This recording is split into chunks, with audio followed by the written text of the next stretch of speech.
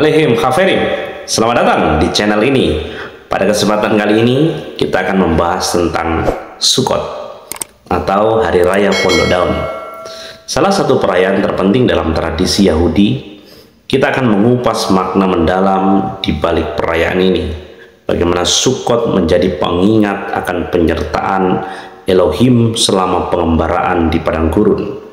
Dan bagaimana hari raya ini dirayakan dengan penuh sukacita. Jadi tetap bersama kami dan mari kita pelajari lebih dalam kedahsyatan Sukkot.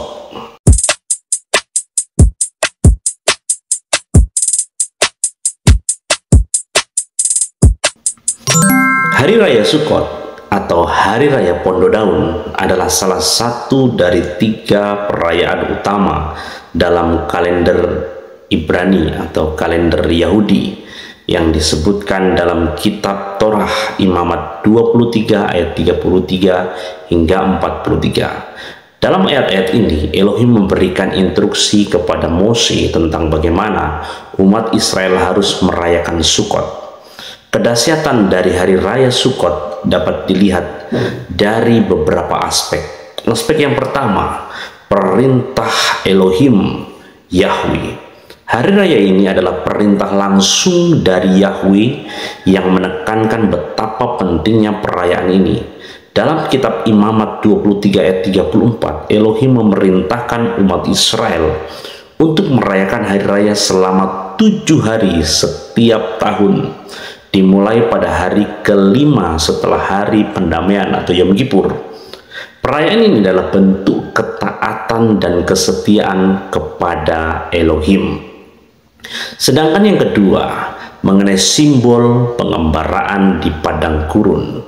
Sukkot mengingatkan bangsa Israel akan pengembaraan mereka di padang gurun setelah keluar dari tanah Mitzrayim atau tanah Mesir.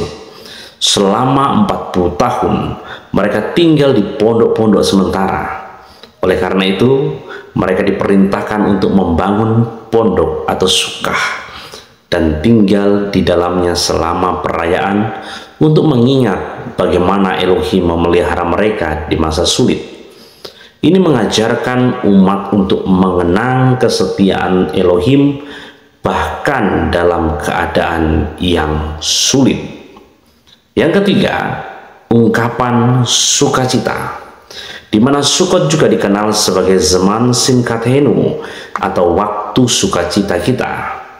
Ini adalah masa yang penuh sukacita dan kegembiraan seperti yang ditekankan dalam Wayikra atau Imamat 23 ayat 40. Umat Israel diperintahkan untuk mengambil buah-buahan dari pohon-pohon terbaik dan ranting pohon untuk digunakan dalam prosesi sebagai simbol perayaan dan syukur.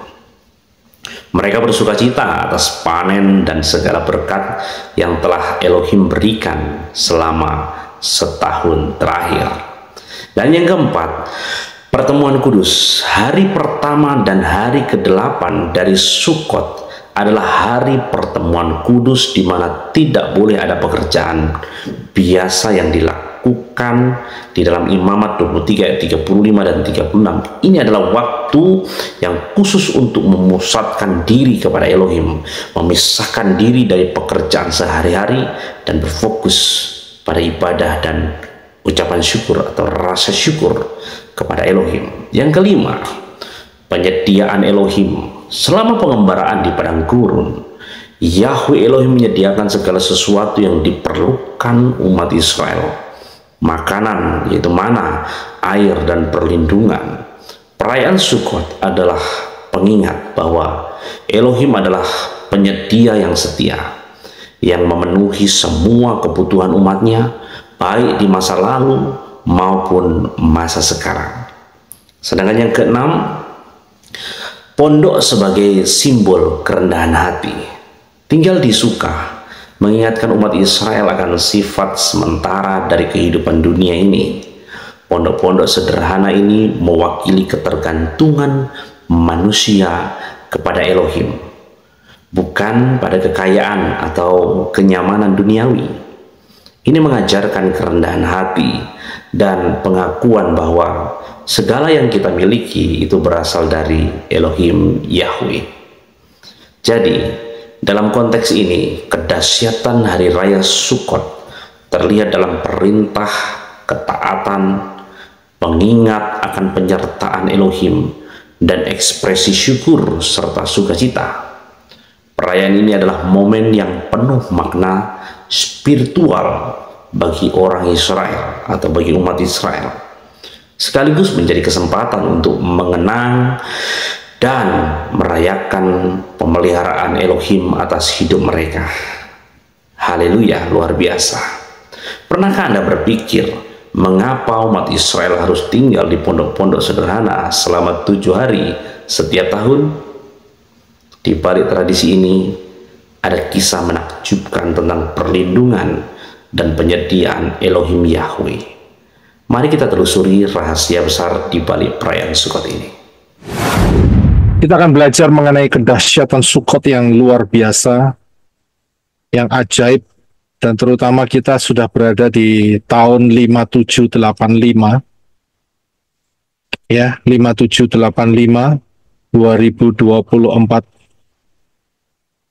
Ini kita di bulan ke-7, bulan Tisri, ya. Kemudian perayaan yang ke-7, dan kemudian kalau 5785 itu dijumlahkan menjadi 1 digit, keluar juga angka 7. 5 ditambah 7 ditambah 8 tambah 5 itu sama dengan 25. Ya. Jadi 2 ditambah 5 keluar angka 7 juga, Saudara. Ya, jadi ini luar biasa, Saudara. Sukkot kali ini, ya, sangat luar biasa.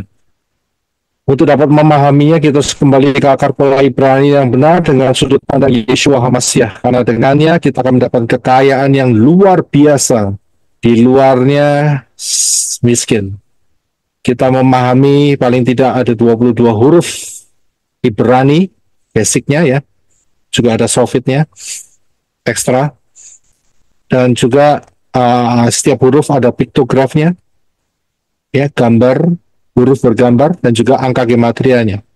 Dan setiap satu paket ini menjadi satu hal ini menjadi satu kesatuan yang luar biasa, yang ajaib, yang akan memberkati kita semua.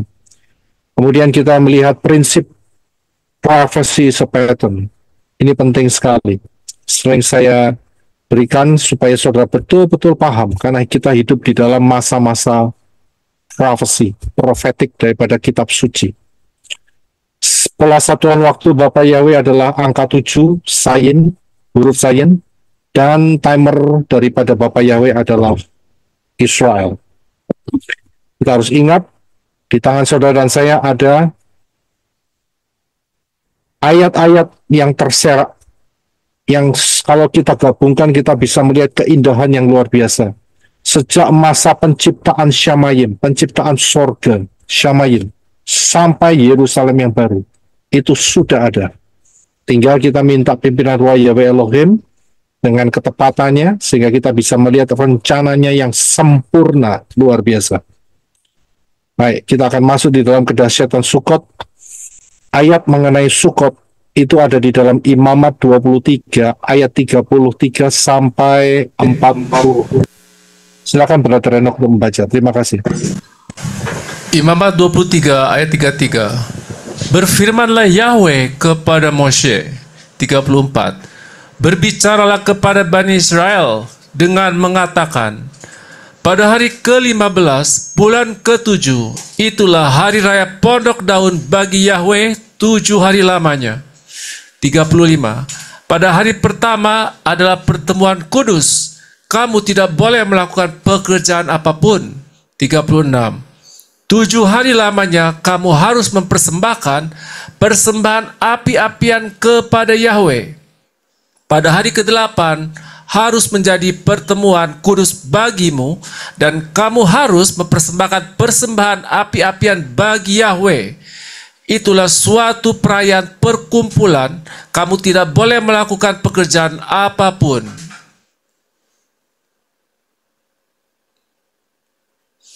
37. Inilah hari-hari raya yang ditetapkan Yahweh yang harus kamu umumkan. Pertemuan kudus untuk membawa persembahan api-apian bagi Yahweh, persembahan bakaran dan kurban sajian, suatu persembahan curahan setiap hal pada harinya. 38. Di luar dari sabat-sabat Yahweh dan di luar dari pemberian-pemberianmu dan di luar dari segala nazarmu serta di luar dari segala persembahan sukarelamu yang hendak kamu berikan kepada Yahweh. 39.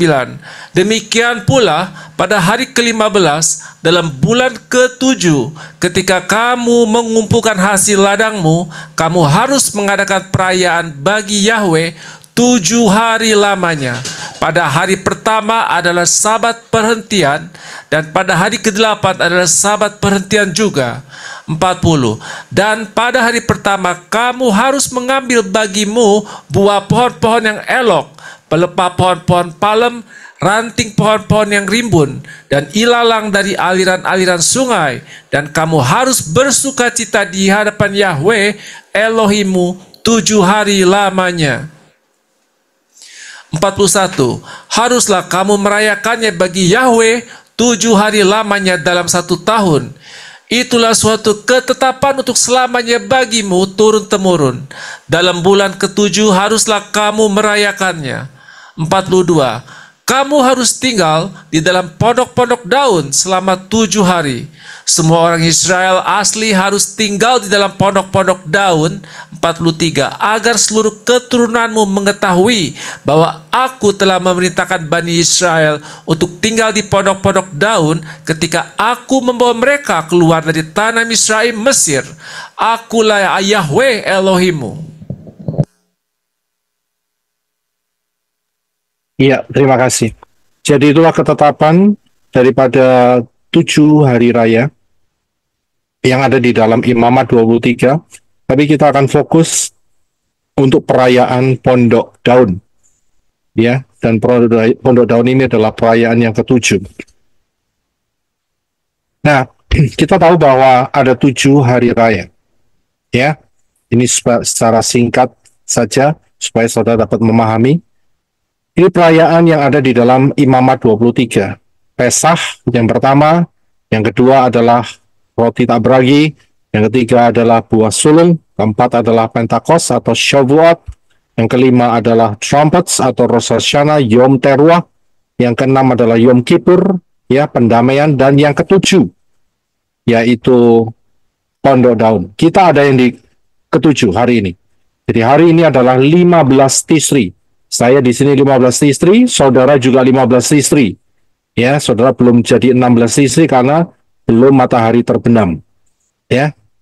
Jadi kita sama-sama 15 Tisri. Inilah posisi kita. Nah, 7 hari raya ini penggenapannya ada di Yeshua HaMashiach. Semuanya. Ya, semuanya lengkap ada di dalam Yeshua HaMashiach. Jadi Mesias itu tidak punya kalender kalau tidak di 7 hari raya. Kalau kalendernya di tempat lain, atau di tanggal-tanggal atau bulan lain, itu pasti bukan Mesias. Ya, jadi salah alamat. Mesias yang betul, yang bukan yang dikirim ya, di mana Bapa Yahweh sendiri yang turun di dalam rupa manusia, ya, itulah yang akan menggenapi daripada 7 hari raya ini. Ya, jadi penggenapannya ada di dalam Yeshua. Di luar itu berarti salah alamat. Ya, keliru. Salah alamat berarti jangan pernah mengharapkan masuk ke Syamayim yang benar, saudara. Ya, jadi itu bahayanya di situ. Nah, Shavuot, mohon maaf, bukan Shavuot, Sukkot, ya, 15 Tisri, di titik inilah Yeshua dilahirkan. Ya, di titik inilah Yeshua dilahirkan. Ada beberapa hal yang bisa kita gali, ya, yang bisa kita gali, yaitu di dalam peristiwa Lukas 2 ayat 1 sampai 20. Kita akan baca terlebih dahulu, nanti kita akan bahas secara cepat, dan kita akan melihat keindahan daripada Sukkot yang lainnya juga. Silakan, Brother Reno. Lukas 2 ayat 1. Dan terjadilah pada masa itu sebuah keputusan keluar dari Kaisar Agustus agar seluruh penduduk didaftarkan. 2. Pendaftaran yang pertama ini terjadi ketika Quirinius memerintah atas Syria. 3. Dan semua orang pergi masing-masing ke kotanya sendiri untuk didaftarkan. 4. Dan Yusuf pun naik dari Galilea, dari kota Nazaret ke Yudea, ke kota Daud yang disebut Bethlehem, karena dia berasal dari keluarga dan garis keturunan Daud. 5. Untuk mendaftarkan diri bersama Miriam, wanita yang telah dipertunangkan dengannya yang sedang mengandung.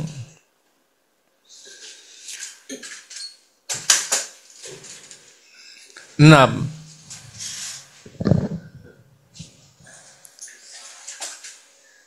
Dan terjadilah ketika mereka berada di sana, waktu untuk ia bersalin telah digenapi. 7. Dan dia melahirkan anaknya laki-laki yang sulung, dan dia membungkusnya dengan lampin dan membaringkannya di dalam palungan, sebab tidak ada tempat bagi mereka di rumah penginapan. 8. Dan di wilayah yang sama, para gembala sedang tinggal di padang dan melakukan jaga malam atas kawanan ternak mereka. 9. Dan tampaklah seorang malaikat Yahweh tiba-tiba berdiri di dekat mereka, dan kemuliaan Yahweh menyinari mereka, dan mereka dicekam ketakutan yang luar biasa. 10. Dan malaikat itu berkata kepada mereka, "Jangan takut, karena lihatlah, aku memberitakan kabar baik kepadamu, suatu sukacita besar yang akan terjadi bagi segala bangsa." 11. Karena pada hari ini telah dilahirkan bagimu seorang juru selamat, yaitu Hamasia, Yahweh Tuhan di kota Daud. 12. Dan inilah tandanya bagimu, engkau akan menemui seorang bayi yang dibungkus dengan lampin terbaring dalam palungan. 13. Dan tiba-tiba ada bersama malaikat itu sekumpulan bala tentara Syamaim sambil memuji Elohim dan berkata. 14. Kemuliaan bagi Elohim di tempat yang maha tinggi, dan damai sejahtera di bumi di antara manusia yang berkenan. 15. Dan terjadilah ketika para malaikat itu pergi dari mereka ke Syamaim, dan orang-orang itu, yaitu para gembala, berkata seorang terhadap yang lain, "Sesungguhnya kita harus melintas sampai ke Bethlehem dan melihat kejadian yang telah terjadi ini, yang telah Yahweh beritahukan kepada kita." 16. Dan dengan bergegas mereka pergi dan mendapati baik Miriam dan Yusuf maupun bayi itu yang sedang terbaring dalam palungan. 17. Dan setelah melihat, mereka memberitakan perkataan yang telah dikatakan kepada mereka mengenai bayi itu. 18. Dan semua orang yang mendengarnya heran akan apa yang dikatakan oleh para gembala itu kepada mereka. 19. Namun Miriam menyimpan semua kejadian ini sambil merenungkan dalam hatinya. 20. Dan para gembala itu pulang sambil memuliakan dan memuji Elohim atas segala sesuatu yang telah mereka dengar dan lihat sebagaimana telah dikatakan kepada mereka.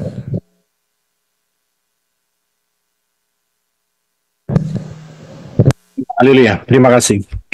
Ya, jadi inilah ayat-ayat di mana peristiwa saat kelahiran Yeshua itu terjadi. Kalau sudah melihat,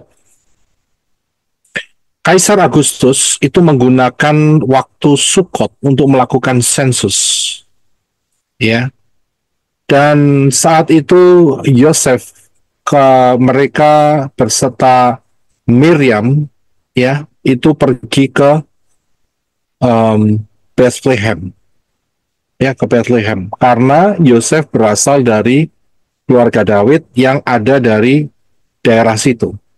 Dari sini kita bisa tahu bahwa sebetulnya mereka juga menyimpan apa itu namanya ya, records. Ini ceritanya seperti ini, saudara. Seperti kalau saudara punya kartu keluarga. Di Amerika sih nggak ada ya. Kalau di Indonesia ada ya, KK itu ya, betul nggak? Iya, betul. Ada kartu, apa itu namanya, kartu keluarga, betul ya? Kartu keluarga, Pak. Kartu keluarga yang lebar itu ya. Ya itu di situ. Kalau di Amerika nggak ada. Kalau di Indonesia itu ada di situ. Dan juga mereka juga merecord ini anaknya siapa, menikah dengan siapa, kawin, apa itu namanya, family tree, ya. Dan dengan menggunakan sensus, ya, maka mereka dapat mengetahui jumlah penduduk di sana dan banyak hal yang bisa mereka lakukan. Sensus juga dilakukan hari-hari ini. Nah, Kaisar Agustus menggunakan kesempatan ini karena apa? Karena dia tahu, ya, bahwa setiap tahun ada 3 kali, ya, ada 3 kali orang-orang Israel itu harus kembali ke daerahnya, ke Yerusalem, ya, ke Yerusalem. Nah, ini dipakai kesempatan itu, ya, dipakai kesempatan itu oleh Kaisar Agustus, ya, sebagai satu momen di mana diadakannya sensus itu untuk mempermudah daripada dia menggunakan pasukannya menjelajah daerah yang begitu luas, ya. Daripada Kaisar Agustus mempersiapkan armada yang begitu besar untuk sensus, lebih baik, ya, biarkan mereka datang sendiri ke kotanya masing-masing, ya. Dan ini dipakai kesempatan itu terutama saat perayaan, ya, yang Kaisar Agustus tahu di mana orang Israel setiap laki-laki itu harus ke Yerusalem. Nah, itu disensuslah saat itu, ya. Nah, itu ayatnya di mana?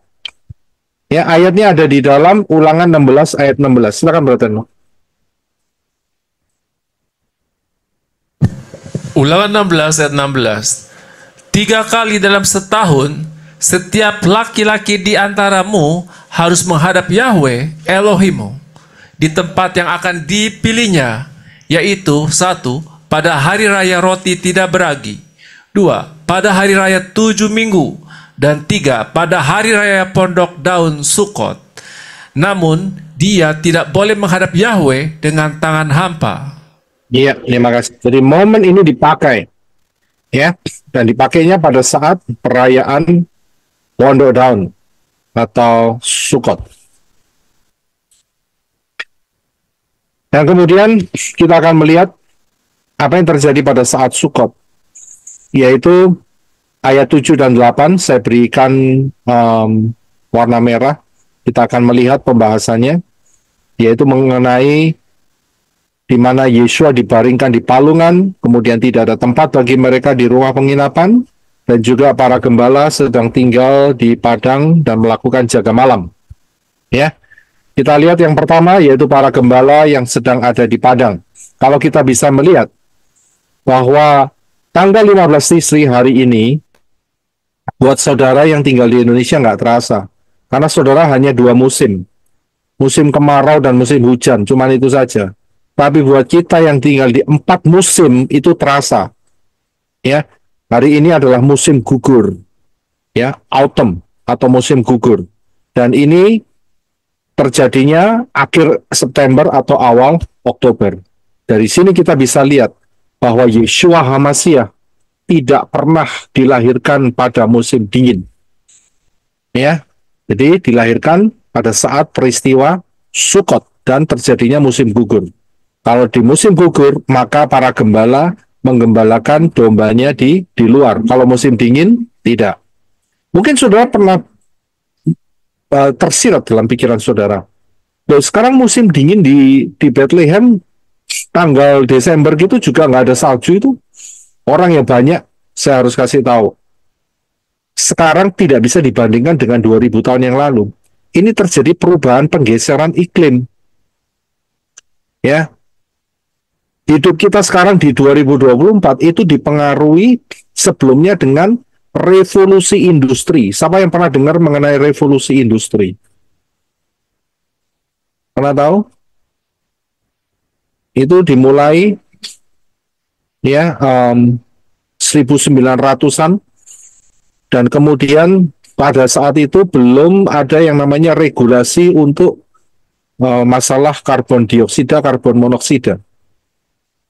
Ya, dan hari ini mereka melakukan dengan ketat karena mereka tahu kalau tidak polusi, dan ini mengubah ya, mengubah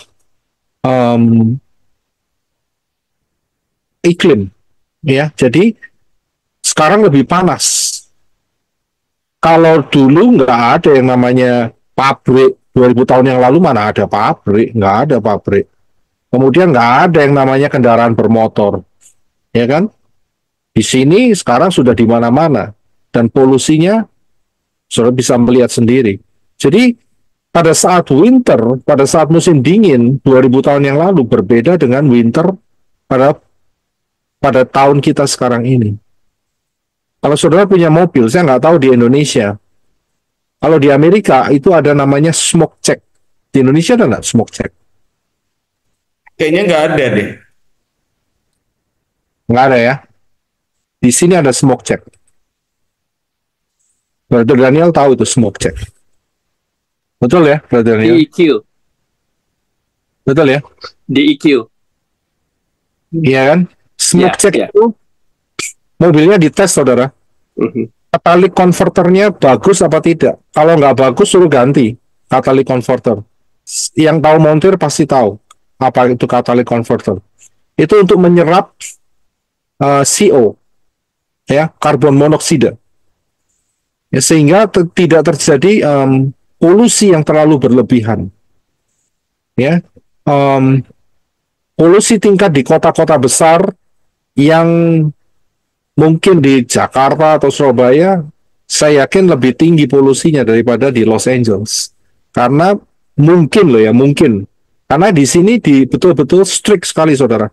Kalau nggak lulus, ya smoke checknya, mobil itu nggak boleh jalan, saudara. Nggak boleh jalan. Tidak diizinin, tidak diberikan, apa itu namanya, perpanjangan, apa itu namanya, plat nomor. License ya. License, ya, nggak boleh jalan. Iya, nggak boleh jalan. Sebentar ya. Saya kok tersendat-sendat ini.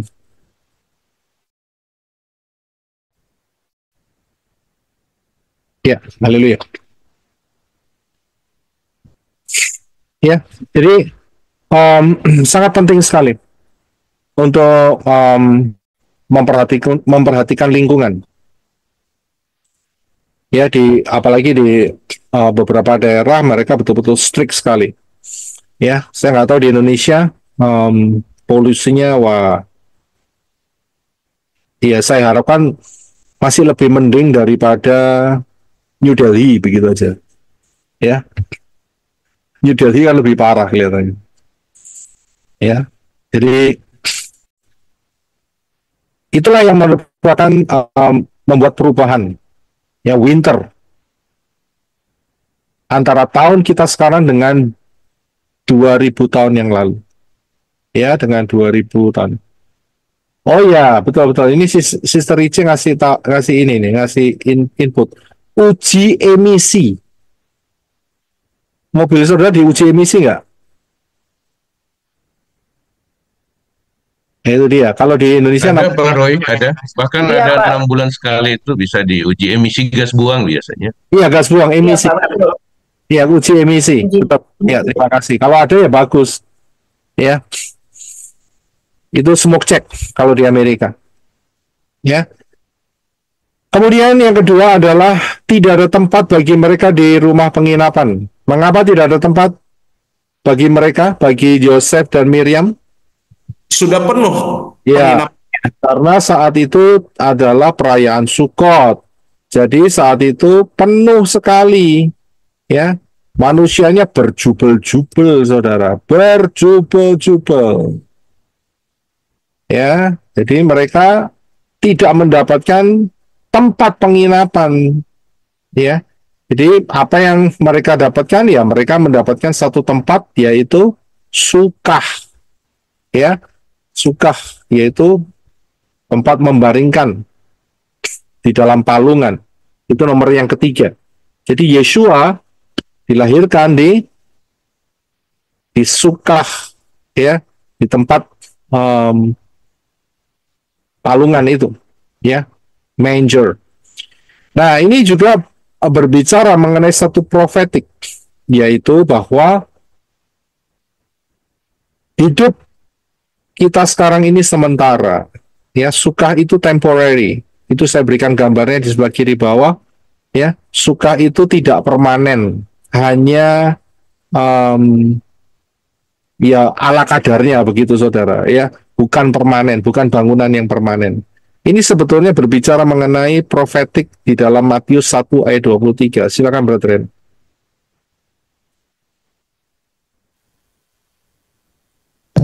Matius 1 ayat 23. Lihatlah, seorang perawan akan mengandung dan melahirkan seorang putra, dan mereka akan menamai dia Immanuel, yang artinya Elohim beserta kita. Iya, terima kasih. Jadi Elohim yang luar biasa, Bapa Yahweh yang tempatnya permanen di Shamayim, itu turun ke dunia ini di dalam rupa manusia. Inilah Sukot. Saya bisa lihat jadi temporary, ya, tempat yang tidak kekal, temporary, ya.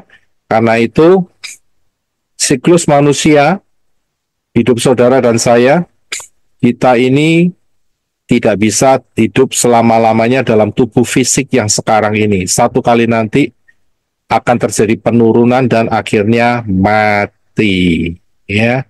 Hidup kita ini seperti pondok, ya, seperti pondok-pondok Sukah. Di manakah kekekalannya? Ya nanti setelah kita harpaso, mengenakan tubuh kemuliaan. Kemudian mengenai kelahiran Yeshua itu juga bisa dilihat dari kelahiran Yohanes Pembaptis, ya. Dan ini peristiwa ini berhubungan dengan perhitungan pelayanan atau ministry rombongan imam. Ya, ini bisa dilihat dari sini. Tapi saya nggak berikan sekarang, karena ini menyita ya cukup sekian waktu. Jadi saya nggak berikan. Saya hanya berikan singkat saja.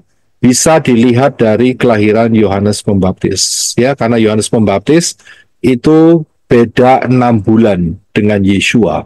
Ya, next time saya akan berikan mengenai penjelasannya. Ya, tapi hari ini kita akan lebih banyak fokus mengenai kedahsyatan daripada Sukot. Sebelum kita lanjut lebih dalam, di manakah letak kesalahan gambar ini? Baginya. Itu orang-orang cahaya di Majus kepala, di Pak. kandang. Kecil tuh. Di mana kesalahannya? Persembahannya Usia Yesua. Ya, Yesua dan kedatangan orang Majusnya, Pak. Kesalahannya di mana? Orang Majus itu kan ceritanya 2 tahun setelah Yeshua dan sudah di rumah, Pak. Oke, jadi orang Majus. Terus ada lagi enggak kesalahannya? kepalanya. Cahaya di kepala itu, Pak. Kayaknya itu loh. Di kepala. Itu kan lemah ikan, Pak. Ya, itu iya. Kemudian ada lagi enggak kesalahannya? Di bayinya, Pak, bayi. Seharusnya umur 2 tahun. Satu perempuan duduk di bawah. Ada lagi enggak kesalahannya? Kandang domba. Bukan bayinya itu. Bintangnya harusnya sudah nggak ada ya. Iya, betul. Ya, terima kasih Pak Erwin. Ya, jadi ini kesalahannya ada beberapa. Ya, orang Majus, ya, dan kemudian bintangnya. Ya, tapi kalau memang glow di kepalanya itu dikasih lingkaran-lingkaran itu memang itu lebih banyak mengandung makna daripada ya lemah ikan. Ya, jadi bintangnya itu sebetulnya juga nggak ada, saudara. Ya, oke. Jadi soal paham ya, yang betul adalah sebelah kanan, di mana Yeshua ada di rumah, Miriam dan Yosef sudah ada di rumah, dan kemudian Yeshua sudah berusia sekitar 2 tahun. Jadi yang betul Mesias lahirnya saat Feast of Tabernacles, ya, saat Sukot, bukan 25 Desember. Ya, jadi terbukti kalau lahirnya 25 Desember berarti salah alamat, ya kan? Keliru, bukan Mesias, ya, Mesias yang asli, bukan, ya, berarti arahnya ke tempat yang lain, ya, bukan Shamayim. Baik, mohon maaf, ini bukan continue ya. Saya akan berikan satu lagi. mengenai kedahsyatan ini ya. Sebentar ya. Saya akan berikan yang ini. Karena ini banyak, saudara.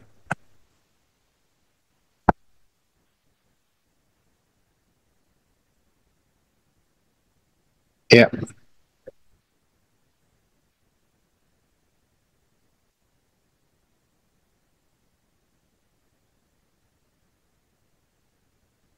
Ya, saya akan berikan yang ini.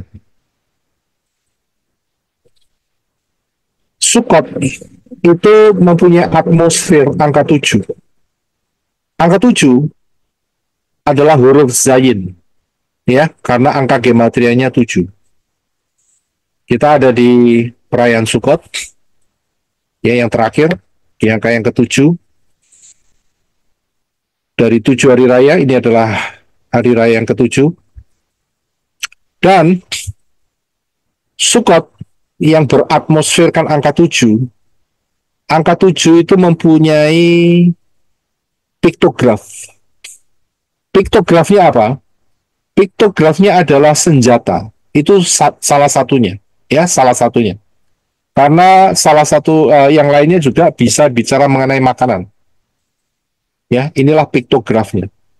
Nah, piktografnya berupa kapak atau senjata untuk memotong, tujuannya di sana.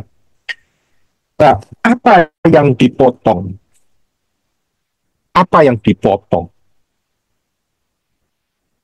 Yang berhubungan dengan Sukkot. Yang berhubungan dengan Sukkot loh ya. Apa yang dipotong? Apa yang dipotong? Buat Dahan-dahan daun, Pak. dahan-dahan.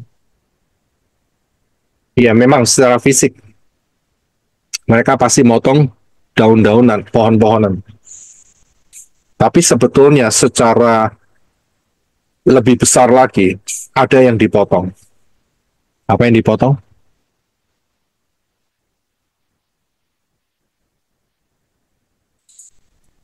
Dosa.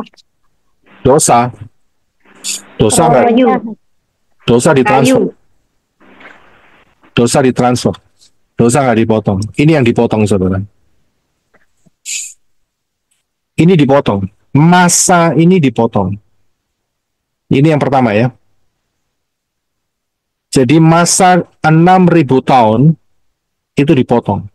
Ini masa apa nih? Masa 6.000 ini. Masa 6.000 tahun ini masa apa? Kekacauan. Iya, masa Satan berkuasa. Betul kan? Hari ini Satan masih berkuasa nggak? Ya masih. Masih ini tidak berkuasa ya. Kerajaan ya, kerajaan 1000 tahun. Satan masih berkuasa loh. Buktinya banyak orang yang melakukan kejahatan loh. Jadi ini masa Satan berkuasa ini dipotong, saudara. Zayin dipotong. Ya, dipotong terhadap apa? Yaitu terhadap kerajaan Israel 1000 tahun. Sudah bisa lihat? Jadi dipotong. Ya, karena angka 7 Zayin itu piktografnya itu tukat atau memotong. Ya, dipotong. Jadi kalau nanti sudah pas waktunya 6.000 tahun, saudara jangan ngimpi ya, nggak dipotong. Maksudnya terus saja seperti ini. Tidak, dipotong, saudara. Masa setan akan dipotong. Masa setan berkuasa akan dipotong. Dan setan akan ditempatkan di mana? Saat dipotong? Lubang tanpa Di lubang tanpa alas, Pak. Ya, dalam Di lubang maut. Ya, lubang tanpa alas. Selama 1000 tahun. 1.000 tahun. selama 1000 tahun. hampir 1000 tahun. Hampir, kurang dikit. Kurang dikit. Ya, jadi saudara paham ya? Ini masa yang dipotong. Ini yang pertama. Yang mengenai berhubungan dengan Sukkot. Karena nanti Sukkot itu bercerita mengenai kerajaan 1000 tahun. Itu Sukkot. Ya, nanti kita sampai di sana. Kemudian yang kedua. Masa ini dipotong. yaitu masa 7.000 tahun ini dipotong. Masa apa ini? Masa? Kalau tadi yang 6.000 masa setan berkuasa, kalau 7.000 ini masa apa? Masa? Kerajaan damai. Bukan, masa ini 7.000 tahun loh. Yang tadi kan 6.000 tahun, yang ini kan 6.000. Ini masa setan kan? Iya. Masa apa? Ini 7.000 loh nih. Masa ini apa? Masa kekekalan, Pak. Nah, bukan. Masa kekekalannya itu sebelah kanan. Masa Pemulihan. atau fana. Betul kan? Ini kan fana. 7.000 tahun ini kan fana. Walaupun nanti di kerajaan 1.000 tahun tetap itu fana. Fana itu kan sementara kan? Nggak kekal kan? Iya, Pak. Ya, hidup yang sementara. Jadi hidup sementara ini jangkauannya hanya 7.000 sampai tahun 3030. Setelah itu apa yang terjadi? Kekekalan. Nah, sekarang masalahnya kekal mau di mana? Mau di Yerusalem dan bumi yang baru atau di lautan api. Saya bisa lihat itu kekal. Ya. Di bawah kata kekal, saya kasih seperti huruf 8 yang ditidurkan. Itu simbol infinite. Betul. Terima kasih, Brisco. Itu simbol daripada kekekalan. Itu angka 8 ditidurkan. Saudara tahu ya, angka 8 itu kan tidak pernah punya ujung, saudara. Kalau angka 1, kecuali angka 0 ya. 0 bukan angka ya. Jadi, inilah kekekalan. Jadi ini dipisahkan, ya dipisahkan, dan kitab suci sudah menyatakan ada bagian yang fana, yang sementara, dan ada bagian yang kekal.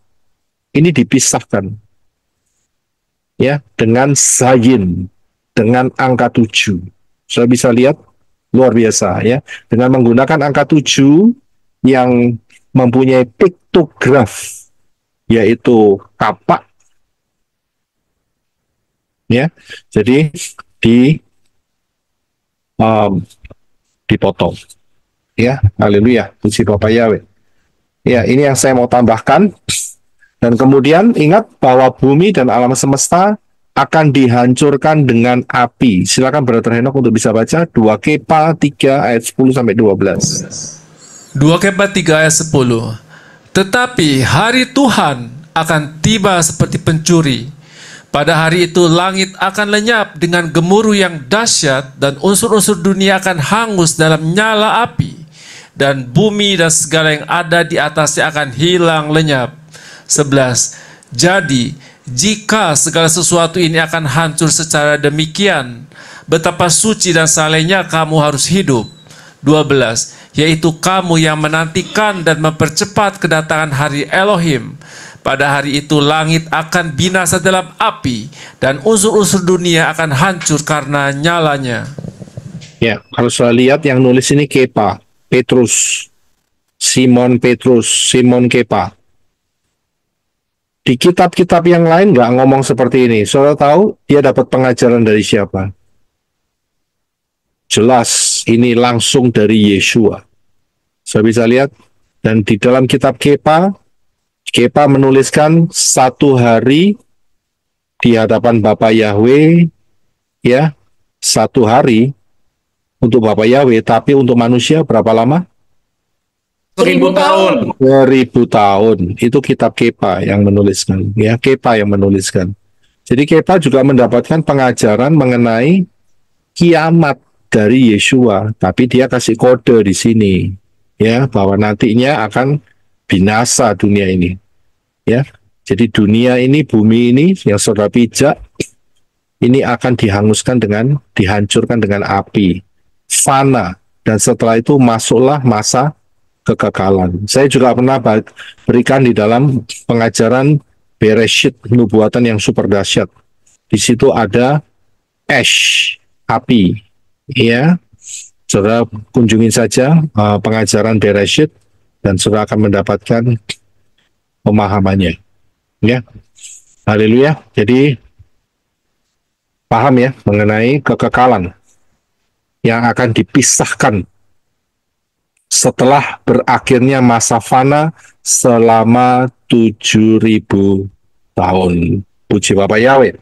Saya akan lanjutkan pembahasan mengenai Sukot, kedahsyatan mengenai Sukot pada Syabat yang akan datang. Jadi hari ini kita bisa melihat mengenai kelahiran Yeshua saat Sukot, dan juga Sukot mempunyai atmosfer angka 7.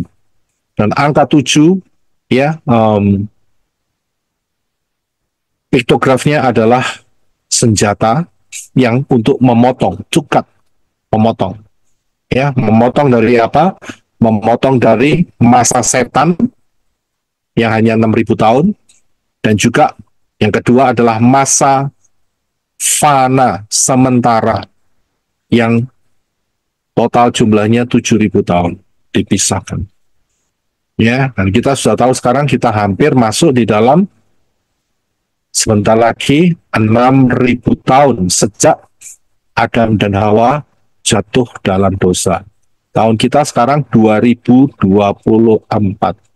Perhitungannya bukan pas di 2000, bukan. Banyak saat itu orang gemetar. Begitu 1999, masih ingat? Pada gemeter semua. Masuk tahun 2000, mereka pikir komputer akan stop, crash semua. Ya kan? Apa yang terjadi?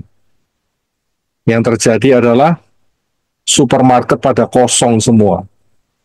Habis barangnya, saya masih ingat itu. Ya, malamnya juga nggak kejadian apa-apa. Karena apa? Perhitungannya belum sampai.